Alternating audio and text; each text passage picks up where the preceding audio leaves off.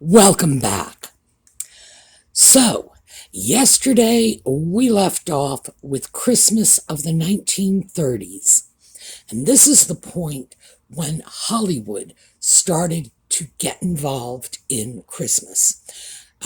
We discussed the fact that they actually began making movies that were not just set in December with Christmas as a little bit of a backdrop, but movies about Christmas, telling Christmas stories, so to speak. And we're going to see more of that in this video because in the 1940s, we have some of the greatest Christmas movies ever. These are movies people are still watching today. People are still remaking them, and they are invariably showing up on everybody's favorite Christmas movie list. So let's start where we have been starting these videos, and when we come back, we will get right into it.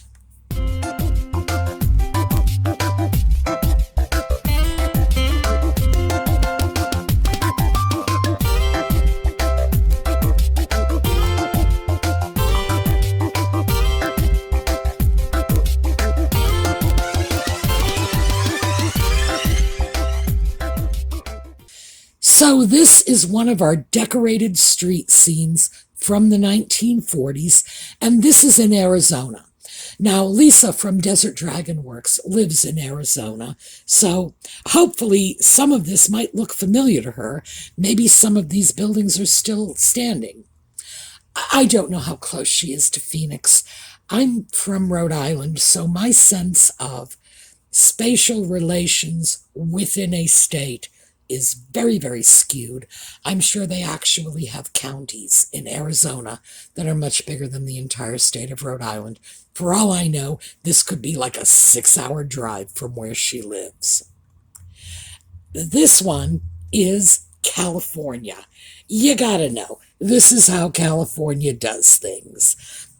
In fact, I believe this is Hollywood Boulevard, but I'm not sure.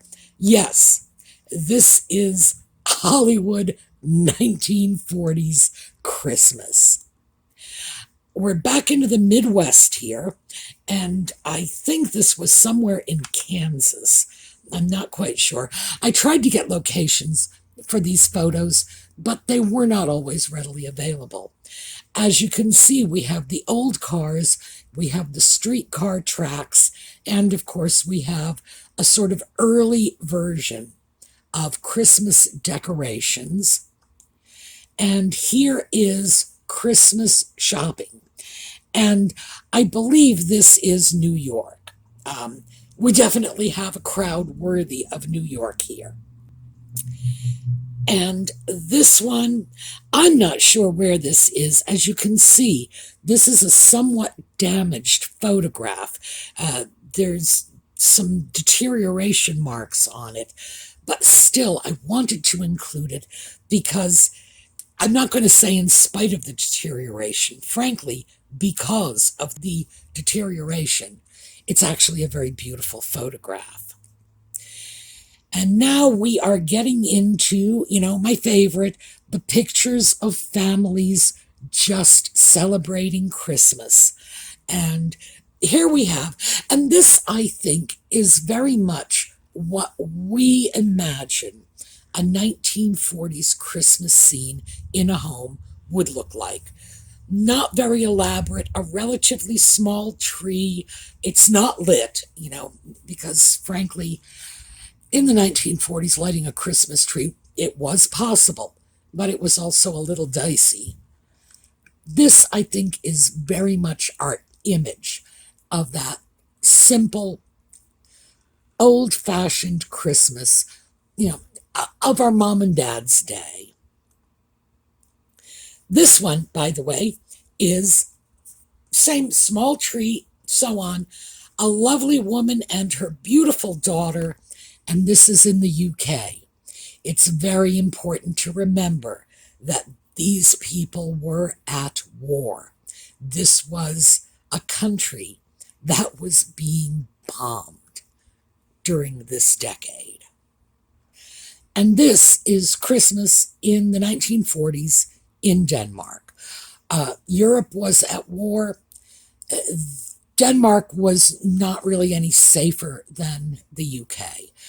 These were people who had war going off practically in their backyards. So I think it's wonderful that they had these Christmas celebrations.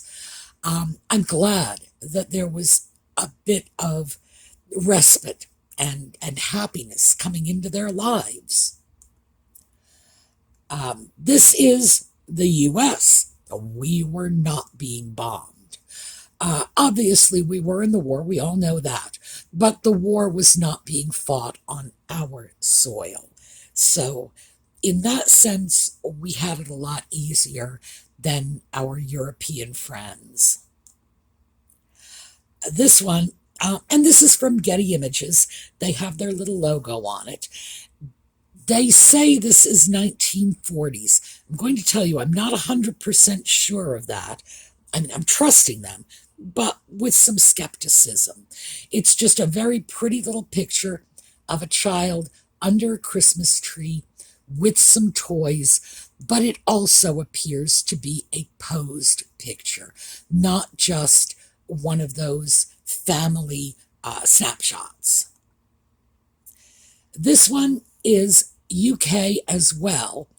And unless I am mistaken, and I could be, because frankly, the radio stars of the 1940s in England, it's not a real specialty of mine, but I do believe that these are actors, and that this is probably a clip from something or other. And what I like about this is the wall in the background is enough to tell you this is Europe, this is not the US. This is another UK Christmas picture. They're all gathered around the radio. Everybody is wearing a little happy Christmas hat. They seems like a relatively happy family. As I said, their Christmases had to have been bleaker than Christmas in the US just because of what was going on there. But still, I find it very heartening that they were not giving up on Christmas. This is back to the US. We have a picture of a mother and child sitting at a Christmas tree. Again, this looks like it may be a posed picture as opposed to a candid snapshot. But still, we've got our tree. And this one, of course, is a candid snapshot. We have the butts of Ma and Pa as they're stacking presents. Now, if you look at this house, you can see this is a large house. This is not Christmas in a low-income area by any stretch of the imagination. However, I do like the fact that these are people who clearly did not know they were being photographed, because absolutely, if they did know, they would have made sure we were getting their faces and not their backsides. And we have a wonderful photo here, 1940s Christmas. What I love about this is look at this young woman on the right. She is dressed in what I would call work clothes. She's got a plaid shirt and some dungarees on. This is a very casual photograph. And it looks like somebody has given Mom a vacuum cleaner for Christmas. Oh my. And here we go with our merchandising. I don't know who this little white-haired elf is, but he shows up in Coca-Cola advertising all over the 1940s. As I say, no idea. I'm assuming this is a Christmas elf of some sort, but this was where Coke was focusing their advertising campaign around this little white-haired urchin. And Coke and Christmas really started to become identified together during this period. And here we've got another. And again, war themes. This is the Second World War era. We have our little elf and we have Santa Claus. And of course, we have a nod to our servicemen. We are going to take a look specifically at World War II's impact on Christmas. But here, just to give you some sense of it, it was very pervasive in society. Another one, navies. I do not know if that means the United States Navy, but certainly there's a connection, and we do have this link between the armed forces and Christmas and beer. I don't know what to tell you. It was a different generation. At least Santa Claus doesn't have a cigarette hanging out of his mouth. Now let's take a look at Christmas cards, because you're going to see a theme here.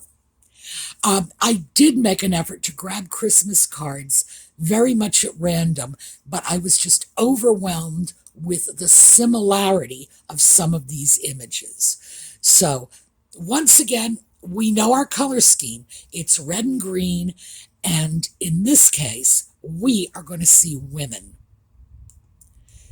Here's another one. Very similar design, woman in red, Christmas tree. The other one was a more realistic image. Well, it's not exactly photorealistic, but it was a little less cartoonish than this one. Again, color scheme is set, red and green. Here's another one. Again, cartoonish image, red and green. Mom is decorating the tree. And I'm sure by now you are definitely seeing some sort of pattern here. And here we go, and this looks like a child, or it's a very juvenile mom face. But, yeah, these images were dominating Christmas cards during the 1940s. Pin-up images were extremely popular. It is entirely possible that these are images that may have been intended to be sent to servicemen overseas with that little sort of ever so slightly naughty pin-up-y thing.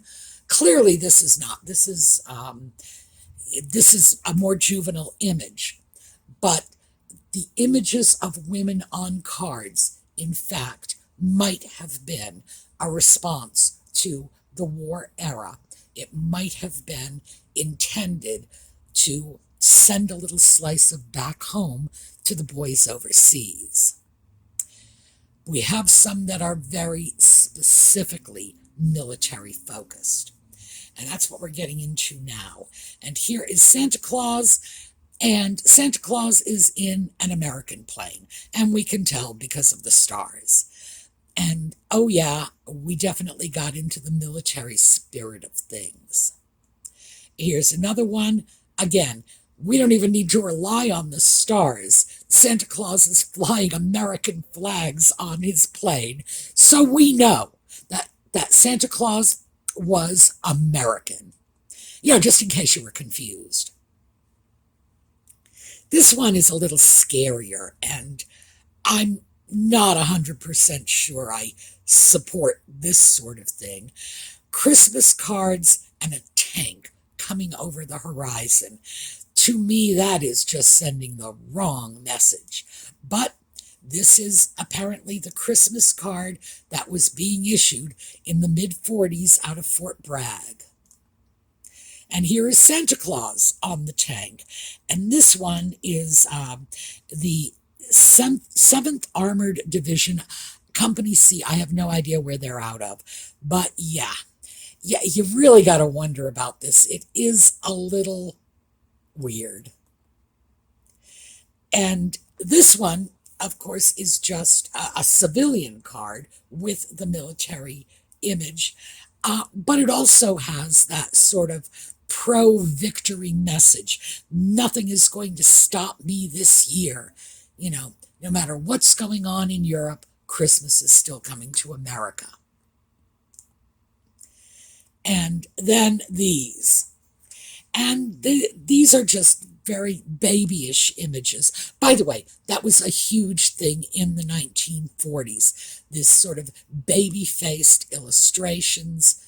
I'm not sure what it says about where our minds were at in the 1940s, but adults were portrayed with children's faces. It's just, you gotta trust me, this was a thing. And here we go, a little baby-faced Rosie the Riveter. And the message says, the women wear the pants these days, things are slightly screwy. I will forgive them for that, because a message like this is supporting women in the workforce, and there's no sense in being over picky about the nature of that support. And here we go. Now, I can't talk about this. You know, YouTube doesn't like the words I would need to use to talk about this. Let me start by saying this is an image from the Smithsonian, where they have collected a lot of World War II memorabilia. And even though we considered Santa Claus to be on our side, we considered ourselves as Americans, as allies, the rightful owners of Christmas. We're not the only ones who felt that way, as you can see. And this is a box of ornaments from the Smithsonian collection. And these are 1940s ornaments. We've seen a lot of these beautiful blown glass ornaments. In the 1940s, we got a couple of interesting things that I think this picture really illustrates. One, our human or human-like images became much more realistic and much less cartoony. In other words, we can see hands and feet, and we can absolutely make out the fact that this is a Santa Claus. By the same token, we got much more involved in abstract shapes, like the one on the left. And ornaments like these, as I say, are available. Absolutely. You can get some gorgeous ones. And do what I do. Just go on eBay. I should mention, what I do every year is I get an ornament to commemorate whatever animal took up residence in my yard that year. Believe me, there's always one.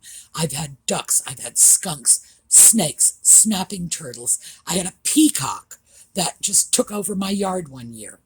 So that's how the tradition started. So what I do every year is I pick up an ornament to commemorate that certain event, whatever it was, the critter that invaded my space that year. And lately I have been trying to do it with these beautiful old imported blown glass ornaments. And I've had some fun doing it. It's a nice little hobby, and Lord knows it's not expensive, not at all. Because if I can get away with satisfying my hobby urge for the $5 or $10 it costs me to get an ornament, I consider myself well off. And this is a whole collection of ornaments from the period. Notice we have many, many more of these interesting little shapes, including one, and this is at the lower right, that looks an awful lot like a dreidel to me. Yeah, what can I say? Christmas just became everybody's holiday. But ornaments like this, as I say, they're still readily available. Teapots, clusters of grapes, cupcakes, I think they're cupcakes, bells, and this is just wonderful, and you can still get them. And now, at long last, we are getting off onto Hollywood and Christmas. In the 1940s, as I started saying at the start of this video, we have some of the finest Christmas movies ever from that decade. Miracle on 34th Street. I understand they remade that not too long ago. Frankly, I'm a fan of the original movie. I rather like Natalie Wood. So, for me, it's always going to be the original. It took 3 Oscars, by the way. Christmas in Connecticut. That was more of a sort of comedy movie. Interestingly enough, Barbara Stanwyck, who I never thought of as a comedy actress, but yeah, very, very popular movie. It's a Wonderful Life. I know people who still, to this day, and at this point we are talking about like 80 years later, still celebrate Christmas by popping It's a Wonderful Life into the DVD player. Yeah, we do it a little differently now, but this is part of the Christmas tradition of so many people I know. It happened on Fifth Avenue, another rather lighthearted Christmas movie. Meet Me in St. Louis, and we have some wonderful songs came out of that movie because, of course, it's a great musical. Judy Garland, absolutely fantastic. Holiday Inn, White Christmas came out of this, along with Happy Holidays and Easter Parade. That's the other one. So some of our best Christmas music also came from this period. Hollywood just took over Christmas. They co-opted it. They made it their own. Keep in mind, as we saw from the Coke ads and the Navy beer ads, Madison Avenue was taking over as well. But by the time we got into the 1950s, at the end of the 1940s decade, Christmas was transcending a Christmas holiday for Christians, obviously, and simply becoming a secular American holiday. And it's easy to understand because, in fact, we were inundated with these images. It's just what happened. So that's what I have for you this week. As we move forward, we are going to be looking at the almost insane commercialization of the holiday. We are going to see Christmas as having nothing to do with religion at all, and everything to do with buying and receiving presents. All right, we're going to take a look at a slideshow on the way out, and because we started with a picture from Arizona, I think we're going to finish with some pictures from Arizona, and I'm going to show you one of my favorite slideshows from Lisa. All right, have a terrific day.